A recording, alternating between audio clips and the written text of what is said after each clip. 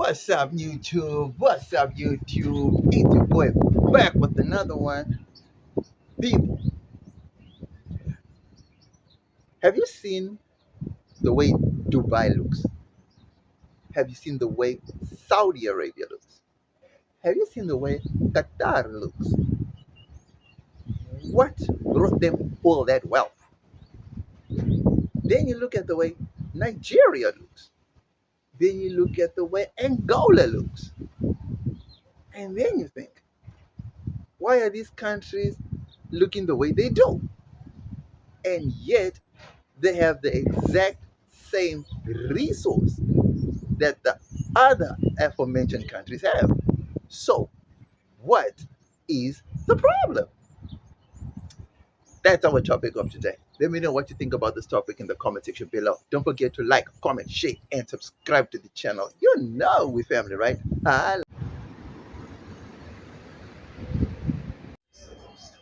People, what does Dubai, Saudi Arabia, Qatar, and those Gulf states, what do they have? What do they do that Nigeria and Angola cannot do?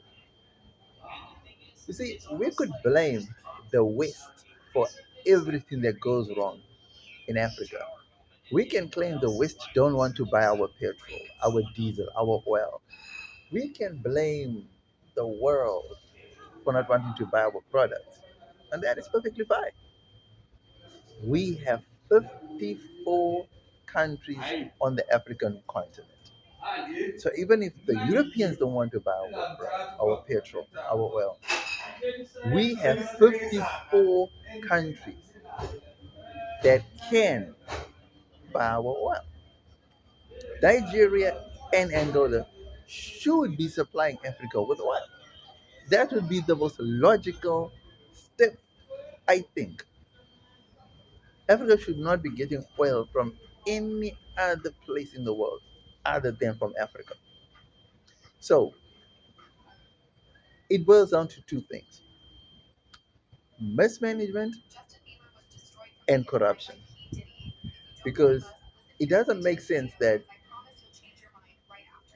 a commodity, not just a commodity, but a much needed commodity, a commodity that actually drives economies, can be the same product and commodity that hinders development. It doesn't make sense. There's just no reason why Angola and Nigeria should be struggling, should be. It just doesn't make sense.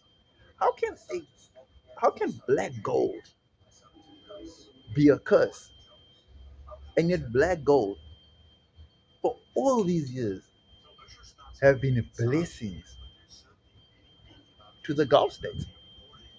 I mean, is it a classical case of us hating ourselves?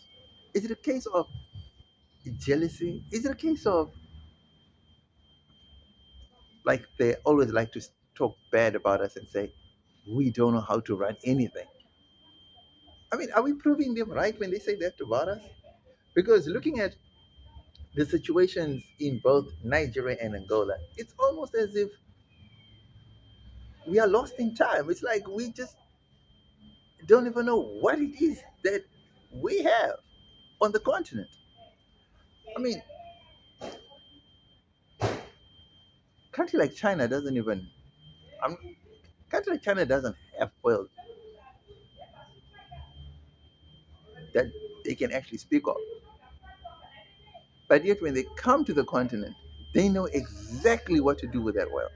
So, how is it possible that people that do not have oil know exactly what to do with that oil?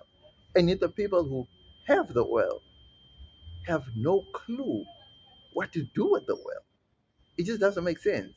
No sense at all. So, that's the first thing first: corruption.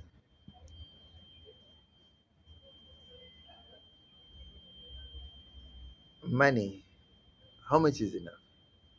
Okay, let's just say, let's put a figure on it. Is a million enough? Is 5 million, if 10 million, 100 million enough?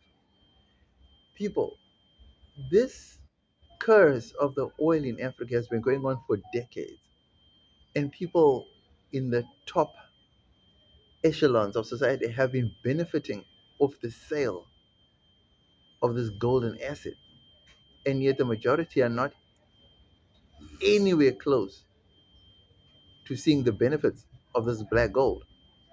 So even if we boil it down to corruption, how much money is enough for one person to decide, okay, enough is enough, I've eaten, or a group of people have said enough is enough, we've eaten or we've stolen or we've taken enough money. How much money is enough for you to then release the benefits to the masses?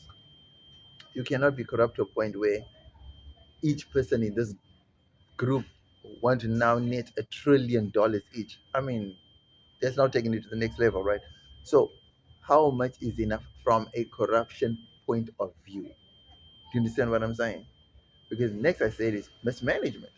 I mean, it's only obvious that these contracts that are going out are being given with kickbacks and people are earning backdoor and people are, it's only obvious. So with the Nigeria and Angola issue, is it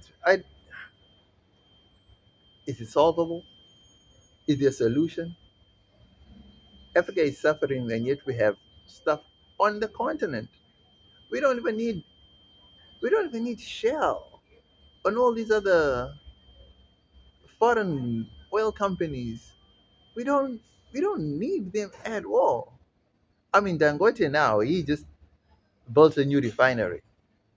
But guess what? Guess what? Even he trying to promote Africa has been has met has been met with stiff resistance. And the Nigerian government even went ahead and handed out contracts. Guys, this is not only is it huge, not only is it embarrassing, not only is it,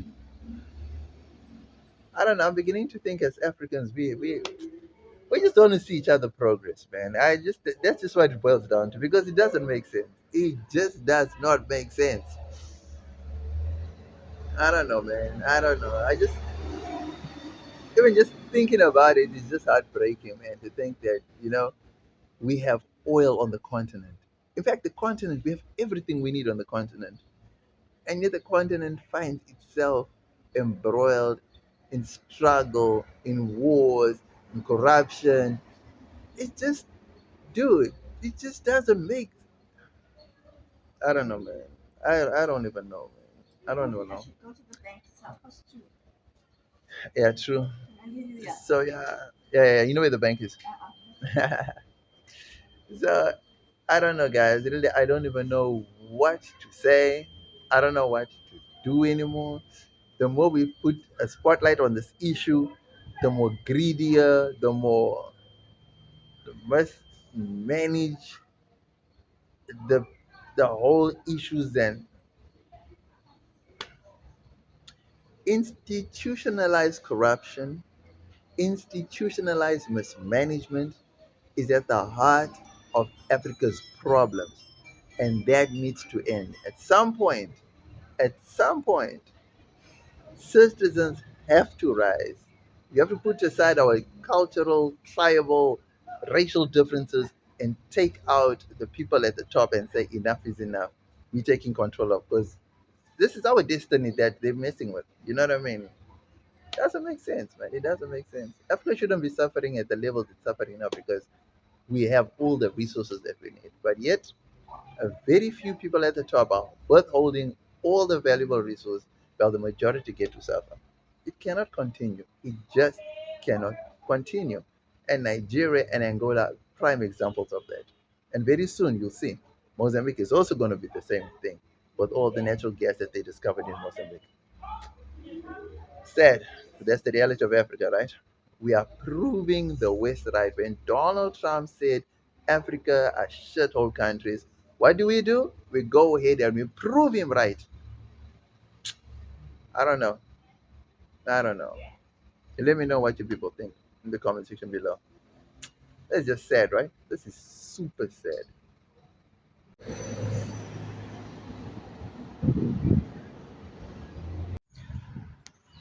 People, the Angola and Nigeria situation is proof, living proof, that infighting, corruption, tribalism do not benefit a country at all.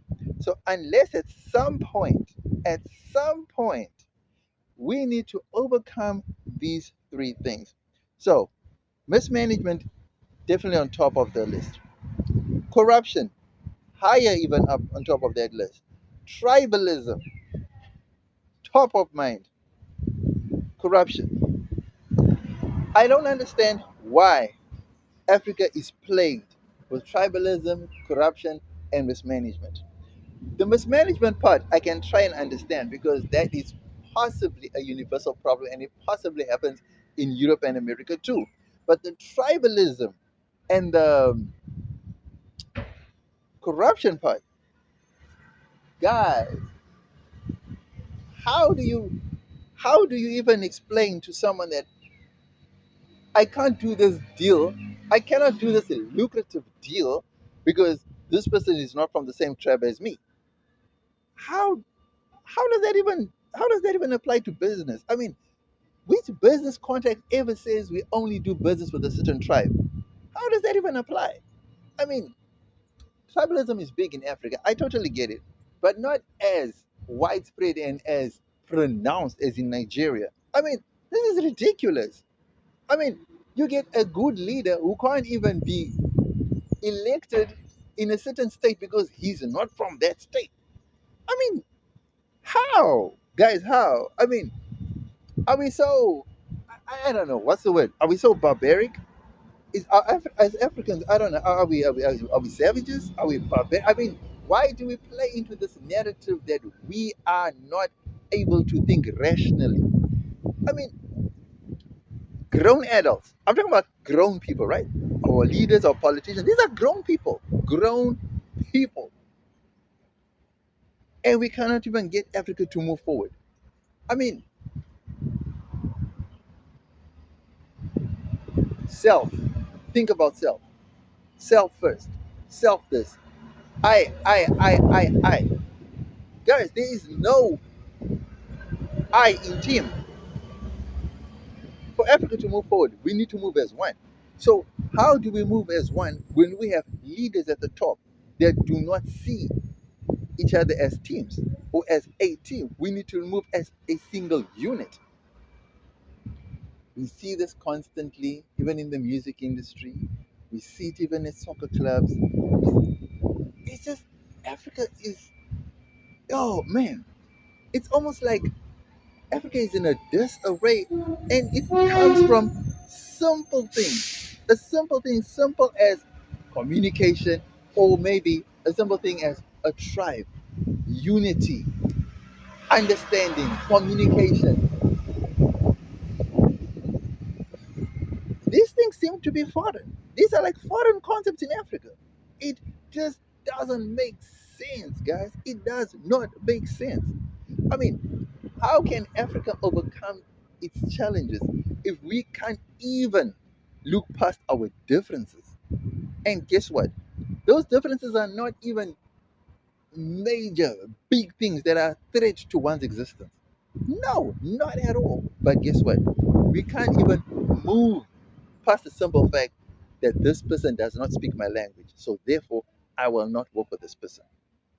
Please let me know in the comment section below if there's any solution to tribalism, any solution to corruption, if there's any solution